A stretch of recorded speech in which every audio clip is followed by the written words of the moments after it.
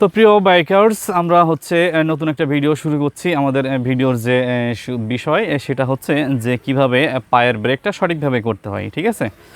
তো পায়ের ব্রেক একটা গুরুত্বপূর্ণ বিষয়। হ্যাঁ, তো ব্রেক তো দুইটা থাকে সাধারণত, হাতে একটা থাকে এবং পায়ে একটা থাকে। হ্যাঁ, তা আমরা আজকে যে ভিডিওটা করব সেটা হচ্ছে মূলত এই বাইকের যে পায়ের যে ব্রেকটা, ঠিক আছে, সঠিকভাবে যে পায়ের ব্রেক করা হয় সেটা কিভাবে সঠিক নিয়মে করা হয়। ব্রেক তো অনেকেই অনেকভাবেই করে, ঠিক আছে। তো চলুন আমরা পায়ের ব্রেকটা দেখি কিভাবে করা যায়। তো আমাদের যে পায়ের ব্রেকের যে নিয়ম, ঠিক আছে, সেটা হচ্ছে আমরা অনেকেই এইভাবে জোরে ব্রেক করে ফেলাই, ঠিক আছে। তো এইভাবে আমরা যদি ব্রেক করি তাহলে কিন্তু হবে না। আমাদের যে পা রাখার যে জায়গাটা আছে সাধারণত পা আমাদের এইখানে থাকে, ঠিক আছে। তো অনেকে আমরা ব্রেক করতে গিয়ে দেখা যাচ্ছে আমরা এইভাবে তাড়াতাড়ি করে ফেলাই। তো এইভাবে যদি আমরা ব্রেকটা করি তাহলে কিন্তু আমাদের বাইক একেবারে স্লিপ কাটবে, ঠিক আছে, এবং আমরা পড়ে যাব। যারা অভিজ্ঞ তারা কিন্তু হচ্ছে পড়বে না সাধারণত, ঠিক আছে, কারণ তারা এই বাইকটাকে কন্ট্রোল করতে পারে। কিন্তু যারা একটু নতুন বা সবেমাত্র শিখছে তাদের জন্য কিন্তু এটা একটা মহা সমস্যা এবং বিপদের কারণ, ঠিক আছে।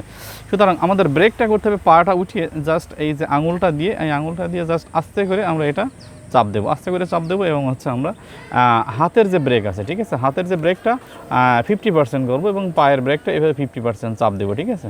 তো দিলে আমাদের গাড়ি দাঁড়িয়ে পড়বে মানে কমে যাবে গতি, ঠিক আছে। এবং কমে যাওয়ার পরে আমরা যখন দেখবো যে আমাদের গাড়ির স্পিড মোটামুটি 20-22 বা 17-18 চলে এসছে, তখন আমরা হচ্ছে আস্তে আস্তে করে আমরা ক্লাচটা ধরে আমরা হচ্ছে গিয়ারটা কমিয়ে ফেলবো। তো আবারও বলছি, জাস্ট আমরা এইভাবে আস্তে আস্তে চাপ দেবো, পায়ের আঙুল দিয়ে চাপ দেবো, ঠিক আছে, এইভাবে আস্তে আস্তে চাপ দেবো, ঠিক আছে।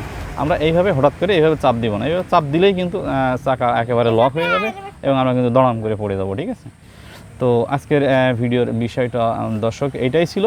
হ্যাঁ, আমাদের যে কীভাবে আসলে সঠিক নিয়মে পায়ের ব্রেকটা বাইকের আমরা করব। তো ধন্যবাদ সবাইকে।